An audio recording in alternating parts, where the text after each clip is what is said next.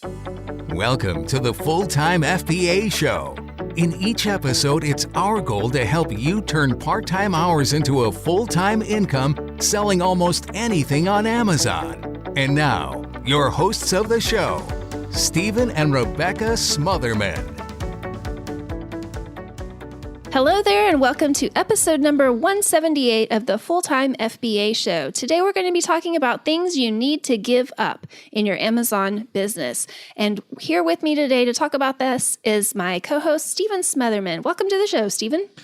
Hey, I'm excited about this episode because we're not going to tell you to give up your Amazon business, that's for sure. But there's some things in your Amazon business that you need to give up in order to find some success down the road. And we'll talk about that in today's episode of the Full-Time FBA Show. As entrepreneurs and business owners, we have the drive to always be successful, and that can make giving up on something hard to do. We think that giving up equates to failure, but that couldn't be farther from the truth in some situations. In fact, sometimes the best move that you can make in your business is to give up on an aspect of your business that is either not working, or you need to give up on a goal that is impossible to achieve. And today we're going to be giving you permission to let go, permission to give up on some things that just aren't going like you first expected. So today we're going to talk about 4 different things to let go of, to give up. And the first thing is to give up on your stale inventory. So most of us have inventory that's not selling. It's just collecting dust in an Amazon warehouse, and it's just accumulating monthly storage fees, or worse, long-term storage fees or aged inventory surcharges. It's inventory that's not selling. I mean, overall, we want the goal of our inventory to sell after the first 1 or 2 months. I mean, obviously, we'd love it to sell the moment it hits the shelves at an Amazon warehouse. But on average, maybe 1 or 2 months where it takes it to sell. And after 2 or 3 months, it might be a good idea to try some advertising or coupons. And we like to do multi-channel fulfillment via Joe Lister, which is having our Amazon inventory also being sold on eBay. And so there's a lot of different things to do. But after 3 to 6 months, if your inventory is still not sold, then it's officially stale inventory. And so we need to let go of that stale inventory. We don't need to keep pumping money into storage fees or any other type of fees. Maybe we could try a liquidation repricing rule. We use the repricer called Be Cool. And we use a liquidation repricing rule that helps us to try to sell out our inventory pretty quickly, or simply remove that inventory and maybe donate it to a worthy cause. This will free up some capital if you're able to sell that inventory. And if you're able to even donate it, that frees up some space and less fees with storage fees, so that you can better use that capital on better inventory that sells a lot quicker. So sometimes it's time to let go of that stale inventory and move on to better inventory that sells much faster and more predictably. The second thing you can consider giving up on is the idea of keeping a 100% feedback score. Honestly, gone are the days of sellers keeping a 100% positive feedback score after their first year or so of selling on Amazon. If you're an eBay seller, just know that the Amazon feedback system is an entirely different ballgame. Yes, it's a great idea to do what you can within Amazon's guidelines to eliminate negative seller feedback. The better the seller feedback score, the more Amazon rewards you with more time in the buy box. More time in the buy box equals more sales. But if you're obsessing with getting negative feedback removed, then you might not be using your time and energy to the fullest. Be sure you know the rules of what you can and can't do to get that negative feedback removed. You don't want to be doing anything that is outside of Amazon's guidelines, because that can get you in even more trouble than just having less time in the buy box. And we're going to put those guidelines in the show notes, so be sure and check that out. And you can also hear more about feedback management in an earlier podcast episode, number 20, at fulltimefba.com/20. Yeah, when it comes to getting negative feedback removed, sometimes it's just going to stick and there's nothing that we can do. So it's time to just move on and give up on the idea of having a 100% feedback score. That's really hard for me as a perfectionist. Yeah. But I understand sometimes done is better than perfect, and you need to be using your time wisely on productive activities. Absolutely. The third thing to let go of, to give up on, is to give up on that software or that tool that you aren't using anymore. I'm talking about Amazon reseller tools, whether it's something that you're using to save you some time or try to save you some money. But if that tool is not accomplishing its goal, then maybe it's time to give up on it.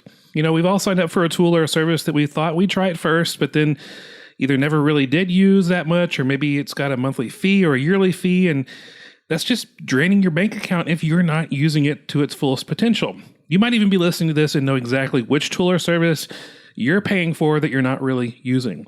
So it's time to either, number one, recommit to that tool so that you're actually making good use of the funds that you're investing in that tool, or two, give up on that tool and cancel your services. If you're not getting your investment back at least twofold, then it's time to put that business capital into either a better tool or better inventory to sell on Amazon. So give up on that tool that you're paying for. Maybe do a little audit of your bank account to kind of see what are the things that you're paying for that you might need to let go of. Yeah, I would say I do this at least twice a year, maybe more often. Yeah. I go through and I look at our credit card and our bank statement for the month, and I see what are the regular charges that are coming out, and are we actually using all of those things? That's what you mean by an audit. Yes. Just go through and look at the charges on your statement and see, is it really worth it for me to be paying for those things?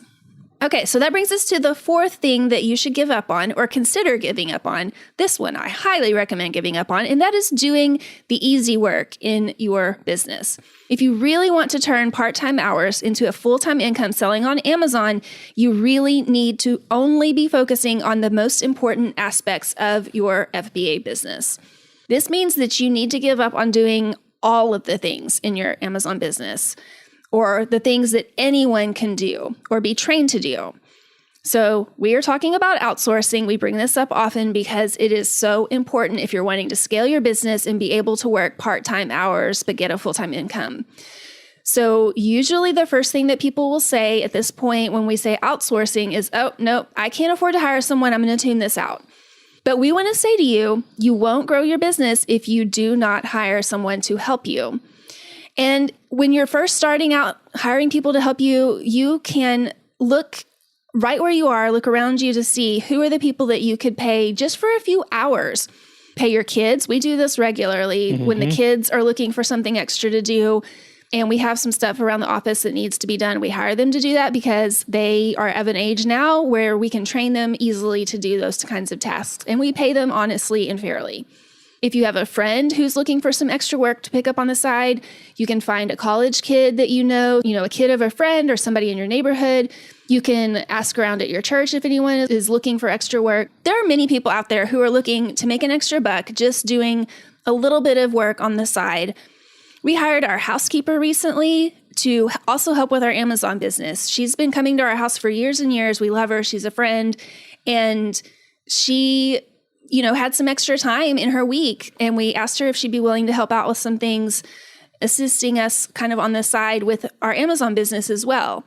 And so we were able to get that going. We've had different people coming to our house to help us at different times. This doesn't even get into all of the VA type tasks, virtual assistant type tasks, but just start small and just really give up on the idea that you can do it all. You really can be successful as a one-man show. You can to a certain extent, but you're not going to be able to grow to the place where you can work part-time hours if you do it that way. Yeah, and coming back to the whole, I don't have the money to outsource. I will tell you this, when it comes to outsourcing, there is a very short-term sacrifice of finances and a short-term sacrifice of time that takes place at the beginning of outsourcing that just frees you up with long-term paybacks of more finances and more time given back to you because of outsourcing. So it's a short-term sacrifice now for a long-term benefit later, and that will help you in the long run, obviously. And if you want to find out more about outsourcing, we have an episode number 10, where we go into more details, fulltimefba.com/10, number 10, if you want to know more about that. So when it comes to letting go of things or giving up on things, there are some things that you could actually stop doing or have someone else do so that you can free yourself up and have the kind of finances to grow your Amazon business and the time to be able to invest in your Amazon business to have more long-term success. By letting go of these 4 things, you're going to be able to see that things are a little bit easier and can grow a little bit faster even by letting go. So those are the things that we wanted to share with you about letting go or giving up on in your Amazon business. So to close out today, we wanted to share with you an email we received recently from Orion. And they say, "Hi guys, I'm just a few months into OA/FBA and came across your podcast a few weeks ago. After seeing how long you've been doing this podcast, I decided to listen to your journey from the start to gain some historical perspective." I like that, historical perspective, we've been around as far as history. Anyway, I really enjoy your podcast and your upbeat, honest personalities. I just finished episode 27 and have already picked up some good tips so far. I can't wait to listen to every episode. Thank you, Orion, for that message. We really appreciate hearing from you. If anybody that's listening has any type of feedback you want to give us, leave us a review or send us an email. And that's all we have for you today. As a reminder, you can find the transcript for this episode and the show notes with all of the links that were mentioned at fulltimefba.com/178 because we are on episode number 178. And next week on the show, we're going to talk about how to follow rabbit trails when sourcing to find even more inventory to sell, because you can take both successes and failures with your sourcing, and there's rabbit trails that you can follow. We'll talk about how you can do that with both retail arbitrage, online arbitrage, to find more inventory to sell, thanks to those rabbit trails. I love a good rabbit trail. Oh, yeah.